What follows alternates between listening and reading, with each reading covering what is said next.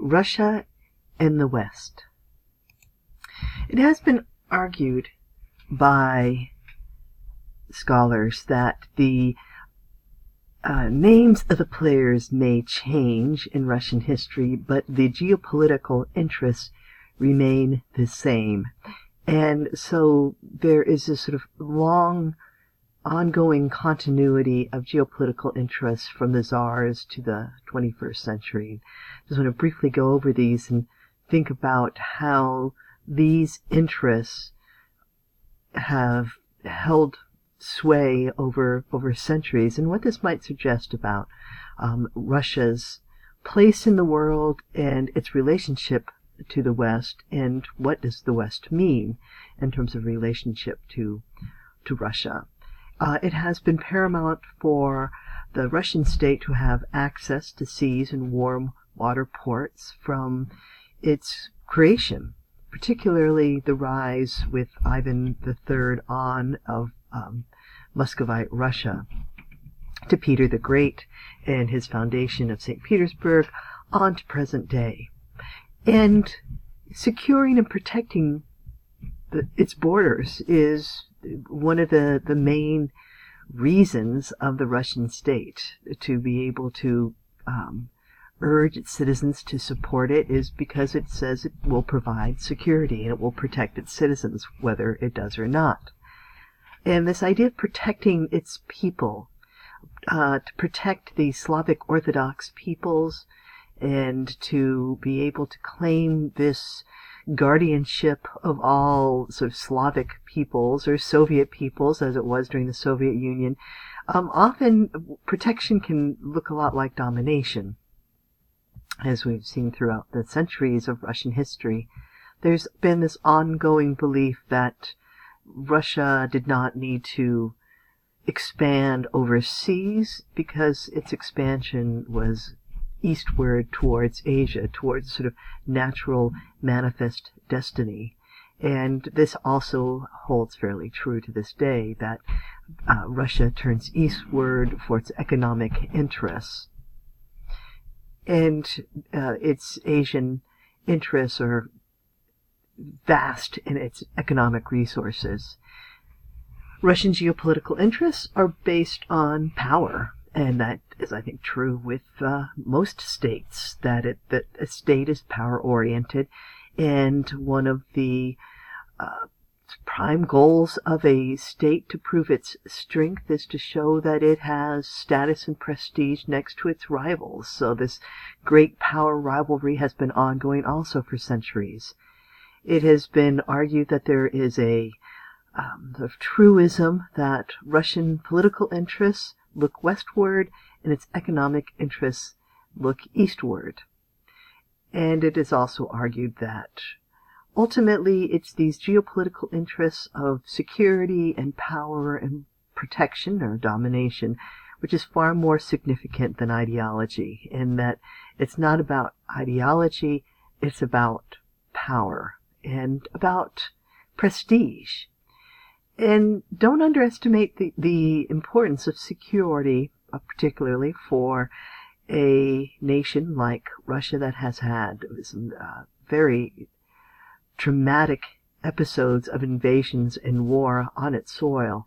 And there's been a long-stemming idea also that Russia is the shield, has been this shield against the Mongols into the east, for example, and takes this role of being the shield very seriously. I'm going to refer to many of the articles that are posted for your reading this week. And one of them, which I find particularly interesting, is a 2006 article by Stephen Cohen in The Nation, where he examines the new American Cold War.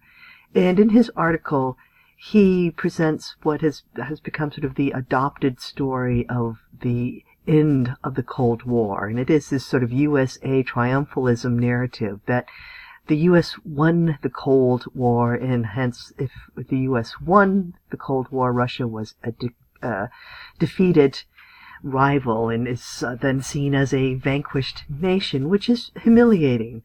And the truth of the matter is that Gorbachev and Bush ended the Cold War on December 1989 in Malta. It was an ongoing process, and it was not a USA victory and a Russian defeat.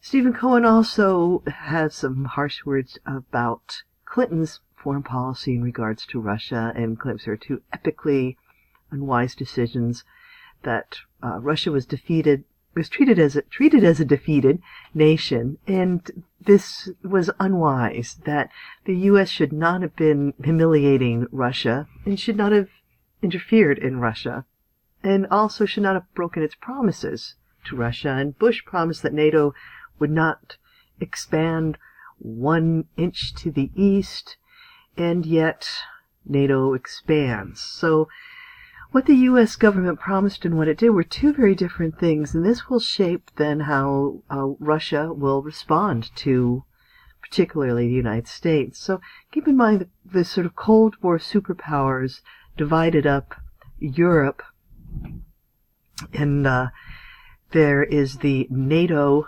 countries and the Warsaw Pact countries during the Cold War, and the North Atlantic Treaty Organization, which was founded in 1949 as sort of a security pact against the Soviet Union. Again, it's the North Atlantic Treaty Organization. I think it's very important to understand, or try to understand, the Russian position on NATO. Because the Soviet Union collapsed, the new Russian state could argue that NATO was a Cold War relic and should be dissolved. But it's not. It remains in existence. It has expanded far from the North Atlantic, and it is seemingly anti-Russian and expansionistic, at least in the eyes of the Russian state and its citizens. There were 12 founding members of this military alliance created in 1949 that was created in a time of heightened Cold War. And then in the 1990s on, more and more countries have been added to the North Atlantic Treaty Organization. And by the time 2009 rolls around, Albania and Croatia join for a total of 28 members. And if you can see on the map, go back here, Albania is not north. So the Russian take on all this is that this is a new push to the east to take over Russia, and that the Ukraine will be the next target, as you can see on this new Austin march to the east, and that this sort of fear of NATO expansion, which helps to explain, I think, much of Putin's relationships in the East European area. As you can see, that increasingly there is this sort of shield being built of NATO members that look like it is buttressing the Russian borders. The total NATO military spending, as you can see, begins to really pick up after a kind of lull in the 90s, and then in the 21st century it has begun to really pick up. And of course, it's not just in terms of its anti-Russian policies. There's also many other issues involved with NATO spending. But for the Russian point of view, how it perceives the situation is that NATO is sort of a military encirclement of Russia, and combining NATO with the U.S. bases, this is perceived as a reverse Iron Curtain and remilitarizes the U.S. and Russian relations. The U.S. denies Russia has any legitimate national interests outside its borders, which is really remarkably short-sighted and unfair, because Russia does have legitimate security issues, and these should be acknowledged and recognized. The U.S. meddled in Russian domestic affairs, and the U.S. does support anti-Kremlin groups. And there were, prior to the most recent election, calls for regime change, and that was not very helpful in terms of trying to create a relationship. And there's double standards galore. The U.S. claims it promotes democracy, while argues that Russia engages in neo-imperialist activities. And as Cohen argues, the United States has acquired nuclear superiority by exploiting Russian weakness. And as we know with Putin, the idea of Russia being weak is something that cannot be accepted. Cohen argued that Ukraine could not be included into the NATO community without creating great destabilization in this area. So there's this complicated relationship with the United States, and I think it's important to always remember that by and large, Russia sees itself as part of Europe. Maybe its relationship with the United States is still hostile and is very complicated, but since even before Peter the Great, Russia has seen itself as sort of part of a European community and part of a larger international community. And that the United States is rather the one that is isolating itself. The United States unilaterally left the 1972 ABM Treaty, which was seen as a very aggressive move on the superpower. And the U.S. has criticized Russia repeatedly over its retreat from democracy and its very negative human rights record.